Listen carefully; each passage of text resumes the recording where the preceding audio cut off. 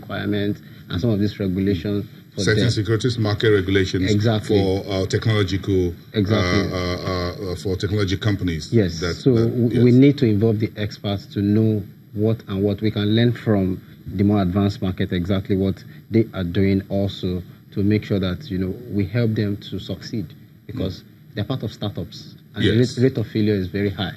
Now, by the time you regulate them too much too, then you also want to so that's a word there, a word of caution there for those in this committee who will be drafting the rules, not only from the capital market things like using the ISA to really do, because those guys are going to do software apps and things like that, which are used for either trading or whatever, managing your accounts and things like that, making transactions easy and maybe execution as well of trade. So we need to consider the guys who are very knowledgeable in innovation, technology innovations in that. I think that's one good point that you raised there, and that is very, very key.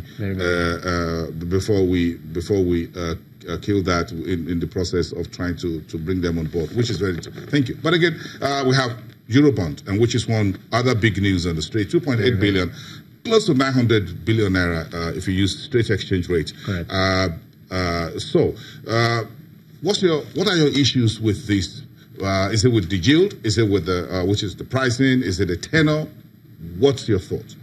Okay, so my initial reaction when I saw the numbers for the pricing, I saw 9.25. I was like, wow. So I checked the one we issued, the first one we issued last year, 2017, very close to 8%. And I was asked this question earlier in the week, and I'm like, okay, maybe 7.9. But apparently, it's not a Nigerian thing alone. Across Africa, the Eurobond market is actually really expanding. And now they are not just going for the medium tenor bonds alone. They are going really, really long term. So I wasn't surprised again when I noticed that the 30-year bond or something was the one that has an equivalent price of around 9.25. So we are going long. We are also stretching it a bit. At the moment, the total Eurobond outstanding for Nigeria is in excess of 11 billion, because currently we have over 8.3. If you add the 5 point something, that's for this year alone. The one we issued 2017 and 2018. So that's huge. They are commercial loans. They are really expensive compared to the multilateral loans that we have. Moratorium and all of that. Exactly.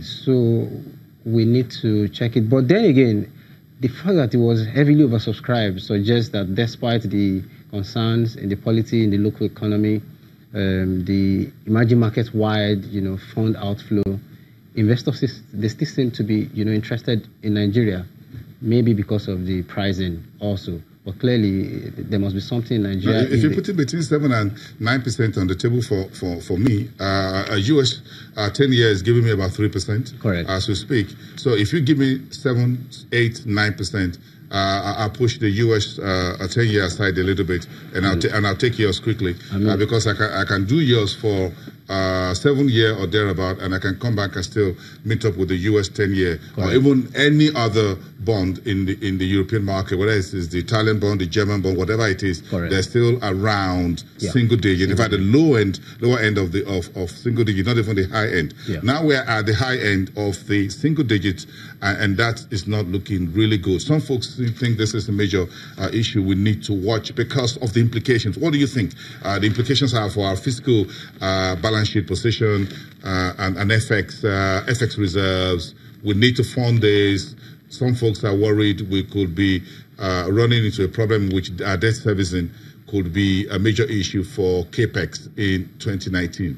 Okay, so I'll take it one by one. For FX reserve is definitely positive because, if you had close to 3 billion to the current 4.1 billion extra, 41. Yes, 41 that we currently have. That's taking us back to around 44 billion.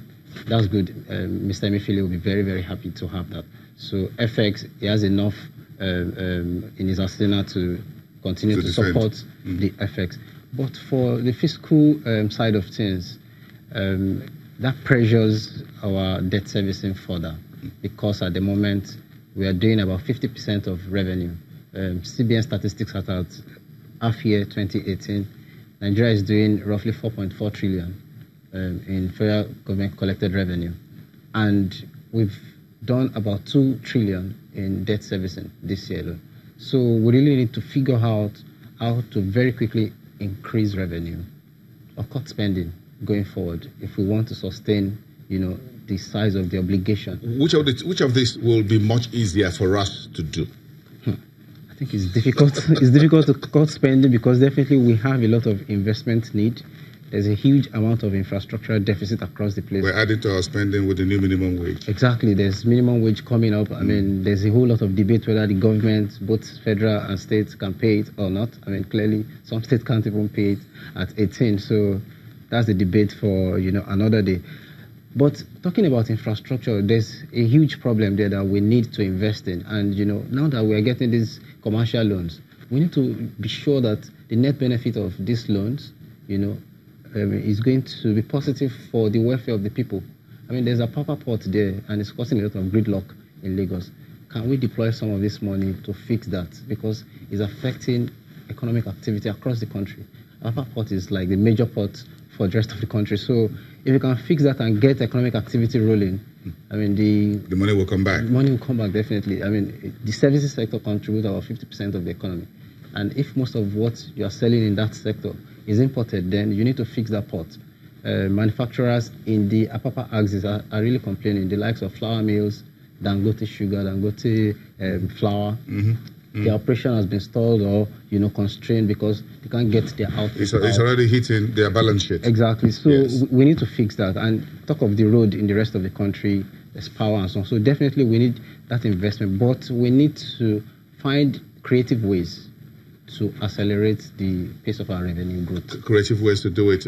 Maybe some of the answers we need for these issues will come next week when we have the MPC and inflation, whatever. I'm not too sure.